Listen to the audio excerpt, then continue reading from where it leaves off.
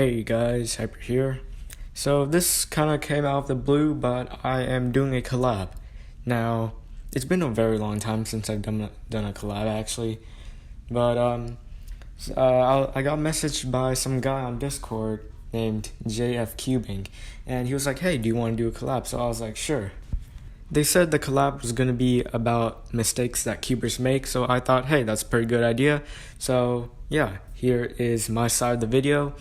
JFCubing's channel will be linked down in the description, so you can check out their side of the video after this one.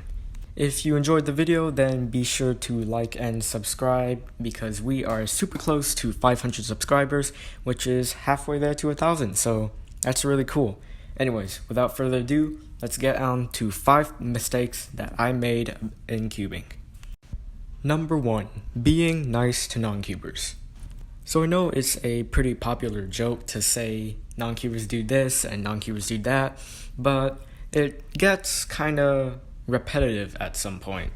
Now, I know that most of the videos are exaggerated and it's supposed to be taken as a joke, but sometimes like newer cubers are going to take it sort of seriously even though it's a joke, and they start treating non-cubers pretty poorly. Now, I will be the first to admit I used to be that type of person. Back in the day, I used to be like, bro, you're kind of trash, man. But after a while, I realized like it's not the right thing to do. If a non-cuber calls a pyraminx a pyramid cube or anything similar to that, you shouldn't really ridicule them for that because they're non-cubers, they're not cubers. They don't know that the term pyraminx exists. Most of the time, they're just taking interest or just trying to start a conversation. So you shouldn't like be rude to them back because like they didn't do anything wrong. Number 2, setting up your first cube. My first speed cube 3x3 was the YJ Yulong V1. At the time, V2 didn't exist yet, so I just called it the Yulong. As a rookie, I was pretty bad at setting it up because I didn't know what to do.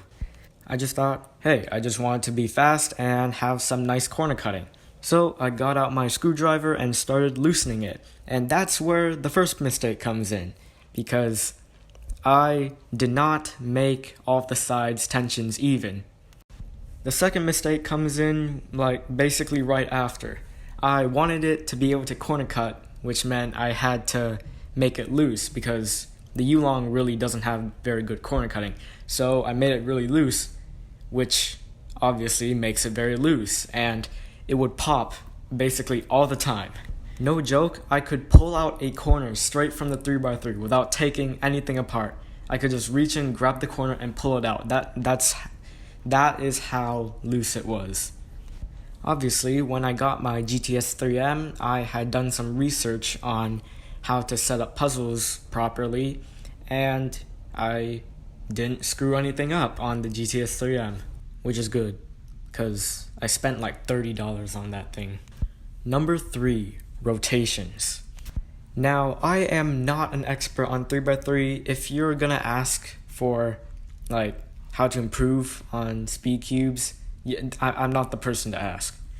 One tip that I always keep in mind though is to lessen the amount of rotations you do.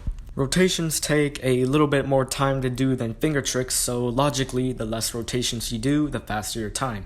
It's actually really simple to do, so that's why it is one of my favorite tips on how to improve in 3x3. Number 4 is another speed cubing tip, and it is to slow your turning. When you slow your turning down, you can look at other pieces, and it can help your look ahead. This helps eliminate pauses and can help you get a better time. I also keep this in mind when I'm at competitions because you can get nervous and mess up. Now, I know it might feel tempting to spam TPS and look like Felix Zemtegs or someone fast, but trust me, I've been in that situation and it really doesn't help you. I really think the slower, calm turning can help your times improve much better. And then when you're really good, you can crank up the TPS and, like get a world record or something, I don't know. Now, the final tip is actually really simple, actually. have fun, and don't stress. It can get really frustrating when you're trying to improve but nothing seems to work. But remember, cubing should be fun and relaxing for you.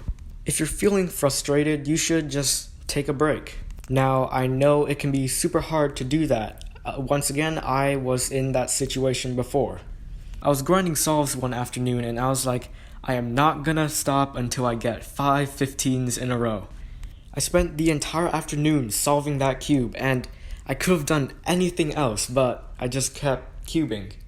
Now, when I finally did get the goal I was reaching for, I was like, wow, I started at like 2 o'clock, now it's like 6 o'clock. What have I been doing with my life? Okay, so that was a bit of an exaggeration. I don't actually know the real numbers. It was probably more of like 3 to 4 or 5 or something, I don't know. But like you get the idea. You should know when to stop, because like you're the one in control. Unless you want to sit and grind solves, you can do that. But if you're like me, you have other stuff to do. So yeah, have fun, don't stress out, and yeah, have fun. So that concludes the list of 5 mistakes that I have made as a cuber. And yeah, I hope you guys enjoyed. Be sure to check out I almost said JFK. Be sure to check out JFCubing's channel and his side of the collab. Hope you guys enjoyed. Be sure to subscribe, and I will see you all next time.